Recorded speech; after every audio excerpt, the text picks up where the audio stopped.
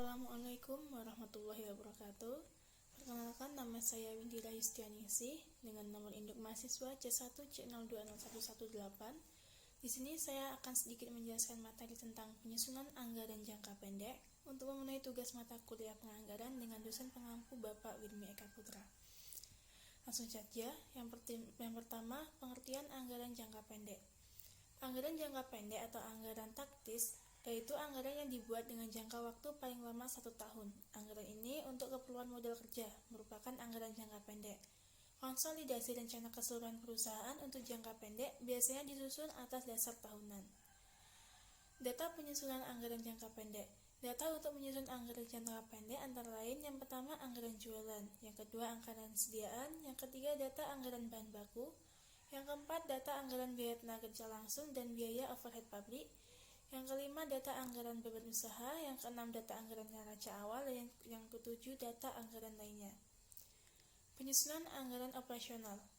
Anggaran operasional yang akan disusun terdiri atas: yang pertama, anggaran jualan. Anggaran jualan dalam unit atau anggaran kuantitas jualan disebut berdasarkan perbandingan.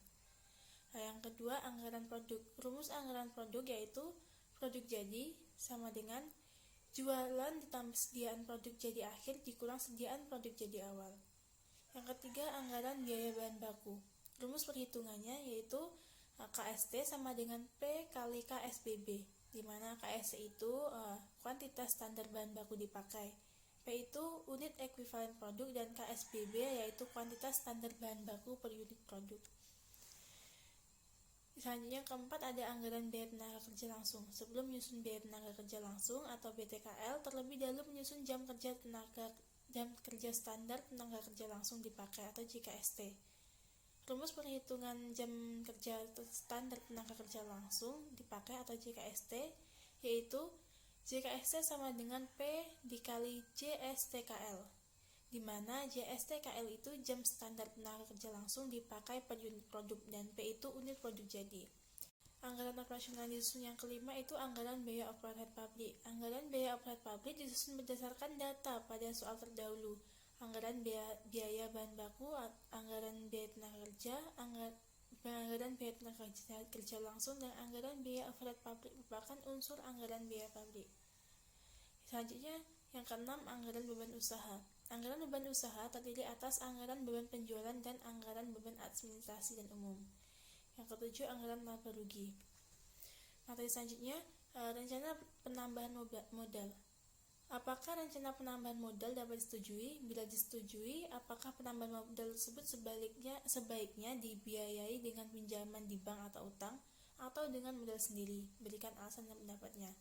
Untuk menentukan persetujuan rencana penambahan modal dan pemilihan jenis modal yang ditambah, diperlukan perhitungan tingkat imbalan atau rate of return, rentabilitas ekonomi, dan rentabilitas modal sendiri. Anggaran keuangan yang disusun berikut ini terdiri atas anggaran kas masuk dari jualan, anggaran kas keluar untuk belian bahan baku, anggaran kas keluar untuk biaya tenaga kerja langsung, anggaran kas keluar untuk biaya overhead pabrik, anggaran kas atau kas budget, dan anggaran arus kas, cash flow. Anggaran piutang usaha, anggaran cadangan penghapusan piutang, anggaran piutang tenaga kerja, anggaran pinjaman tenaga kerja, anggaran sediaan produk jadi akhir, anggaran utang usaha, anggaran utang bank, dan anggaran utang jangka panjang, anggaran laba ditahan, anggaran cadangan depresiasi aset tetap, dan anggaran neraca.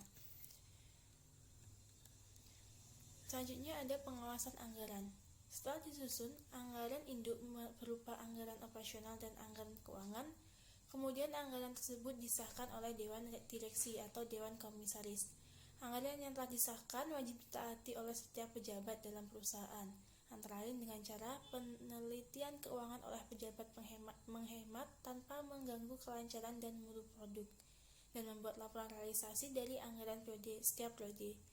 Pengawasan anggaran dapat dilakukan dengan meneliti keuangan oleh pejabat, menghemat tanpa mengganggu kelancaran dan mutu produk, dan setiap periode membuat laporan realisasi anggaran. Kesimpulan dari materi saya tadi, anggaran jangka pendek disusun berdasarkan anggaran jangka panjang. Anggaran jangka pendek merupakan perincian anggaran jangka panjang. Anggaran jangka pendek dapat disusun dalam bentuk anggaran induk yang terdiri atas anggaran operasional dan anggaran keuangan. Anggaran operasional pada perusahaan manufaktur meliputi anggaran jualan, anggaran produk, anggaran bahan baku, anggaran biaya tenaga kerja langsung, anggaran biaya overpublic, anggaran beban usaha, anggaran biaya produksi, dan anggaran laba rugi. Anggaran keuangan pada perusahaan manufaktur itu meliputi anggaran kas, anggaran piutang, anggaran sediaan produk jadi, anggaran sediaan produk dalam proses, anggaran sediaan bahan baku, anggaran utang, anggaran laba ditahan, dan anggaran neraca. Sekian materi yang dapat saya sampaikan. Apabila ada salah kata, saya mohon maaf. Saya akhiri. Wassalamualaikum warahmatullahi wabarakatuh.